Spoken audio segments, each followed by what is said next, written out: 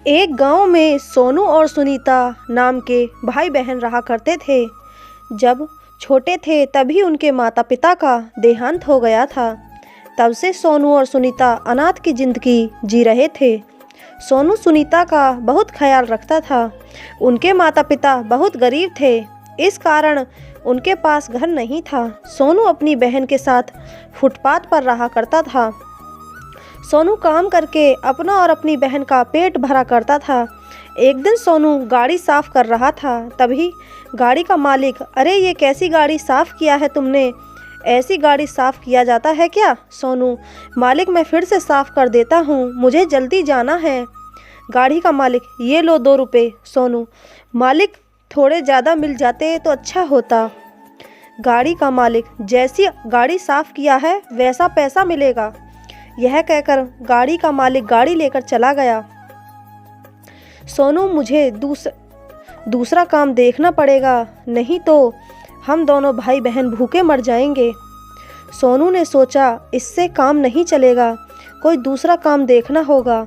फिर वो दोनों एक होटल में काम मांगने जाते हैं, पर उस होटल का मालिक उनसे कहता है अभी कोई काम नहीं है, हाँ बर्तन मांजने का काम है, क्या तुम कर पाएंगे? और वो दोनों 20 रुपये में वो काम करने के लिए राजी हो जाते हैं। काम खत्म होने पर होटल का मालिक उसे 20 रुपये देकर कहता है कि उस होटल में बहुत सारा भोजन बच गया है, क्या तुम लोग खाओगे? वो दोनों राजी हो जाते हैं। सोनू और सुनीता बड़े प्यार से भोजन करते हैं और होटल के मालिक को धन्यवाद देकर चले जाते हैं। फिर रास्ते में एक आदमी मिलता है, वो कहता है कि ये सामान स्टेशन पहुंचाना है, क्या तुम लोग कर पाओगे? सोनू तुरंत तैयार हो जाता है। सुनीता वहीं फुटपाथ पर सोनू के आने का इंतज़ार करती है और सोनू सामान स्टेशन तक पहुंचाता है। तब तक दोपहर हो जाती है और सामान का मालिक उसे पैसे दे देता है। स्टेशन पर 2 कंबल दिखाई देते हैं और उनके पास एक छोटी बच्ची थी। वो कुछ खाने के लिए जिद कर रही थी। औरत बच्ची की जिद पूरा करने के लिए उसे चिप्स खरीद कर देती है और उस बच्ची के हाथ में जो रोटी थी उसे फेंक देती है।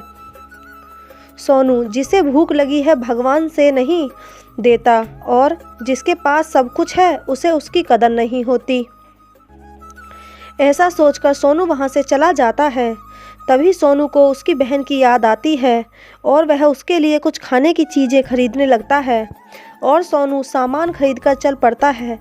तभी एक गाड़ी बहुत तेज़ उस रास्ते से आती है और सोनू से टकरा जाती है। सोनू बेहोश हो जाता है। जब उसे होश आता है तो वो हॉस्पिटल में होता है और उसके सामने सूरज नाम का आदमी खड़ा मिलता है। सोनू उस आदमी से पूछा कि मैं एक गाड़ी से टकराया, फिर मैं अस्पताल में कैसे आया? सूरज, वो गाड़ी मेरी ही थी, मेरी वजह से आज तुम्हारा ये हाल हुआ है। तुम चिंता मत करो, मैं अस्पताल का बिल भर दूंगा। तभी सोनू ने देखा कि उसका पैर नहीं है। सूरज ने कहा अब वो बैसाखी से चल पाएगा, तो वह ज़ोर ज़ोर से रोने लगा। सूरज ने कहा कि चलो मैं तुम्हें तुम्हारे घर तक छोड़ देता हूँ। सोनू ने कहा मेरा कोई घर नहीं है साहब। सूरज, फिर तुम कहाँ रहते हो? सोनू, हम तो फुटपाथ पर रहते हैं साहब। सूरज, अच्छा चलो मैं तुम्हें तुम्हारी बहन के पास छोड़ देता हूँ। सोनू अपनी बहन के पास चला जाता है। सोनू को पता था कि उसकी बहन कहाँ होगी। सोनू साहब, आप मुझे मंदिर तक छोड़ दीजिए, मुझे पता है मेरी बहन मंदिर में होगी। सूरज वहाँ से चला जाता है। सुनीता सोनू को देखकर बहुत रोने लगती है।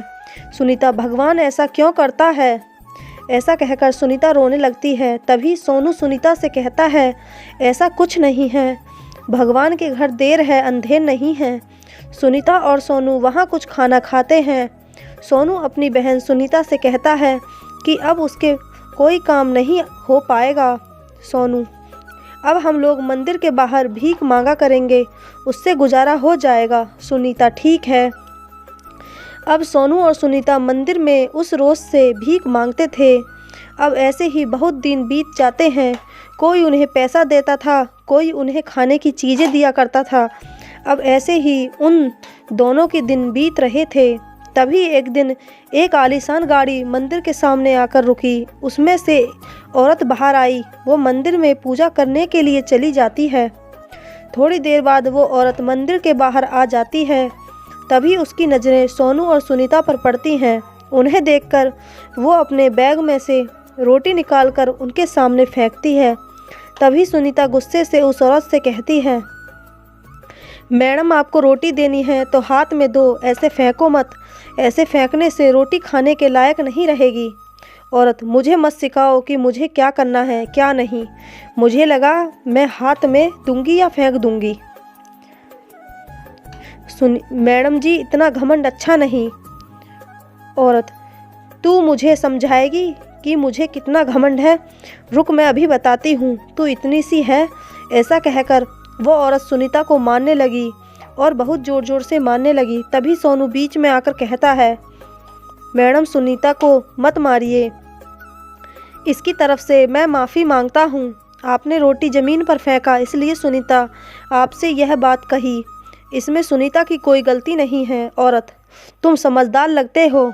सोनू, मैडम ये गाड़ी से मेरे पैर का एक्सीडेंट हुआ था और तब से मैं अपाहिज हूँ। यह सुनते ही मैडम बहुत दुख हुई और कहने लगी, मेरे पति ने मुझे बताया था कि उनकी गाड़ी से किसी बच्चे का एक्सीडेंट हो गया है। अच्छा वो तुम ही हो, मुझे क्षमा कर दो। मैं तुम लोगों के ऊपर बहुत गलत व्यवहार किया। हमारी कोई औलाद नहीं है और मेरे पति को तुम्हारे पैर के कट जाने का गम इतना सताया कि वह इस दुख को सहन नहीं कर पाए और इस दुनिया से चल बसे। उन्होंने तुम्हें ढूंढने की काफ़ी कोशिश की लेकिन तुम नहीं मिले। उन्हें मुझसे वादा लिया था कि अगर तुम कभी मिले तो उनको अपने बच्चों की तरह अपने पास ही रखना।